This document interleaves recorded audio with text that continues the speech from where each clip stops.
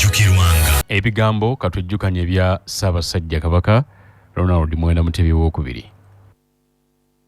Twebaza nnyo Minisita Mariam Mayanja ne bannaffe bonna abeenyigidde mu kutegeka olunaku lwa Bulunji Bwansi olw'omwaka guno.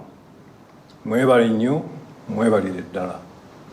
Ebbanga lye tumaze nga tukuza olunaku lwa Bulunji Bwansi wano mu Buganda waliwo ebintu ebituzzaamu amaanyi okugeza okulaba nga buli mwaka obujjumbize bw'abantu baffe ku lunaku luno bweyongera bweyongezi.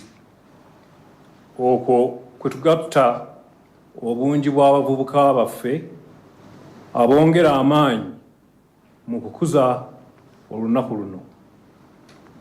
Kino kituzzaamu nnyo amaanyi era ne kituwa essuubi naddala bwe tujjukira nti ebiseera eby'obwakabaka bwaffe eby'omu maaso biri mu mikono gyabwe. Twagala ensi ey'emirembe ekuumiddwa obulungi era etuweesa essanyu. Tubakulisa okukuza olunaku luno era tubaagaliza essanyu n'emirembe. Katonda abakuume.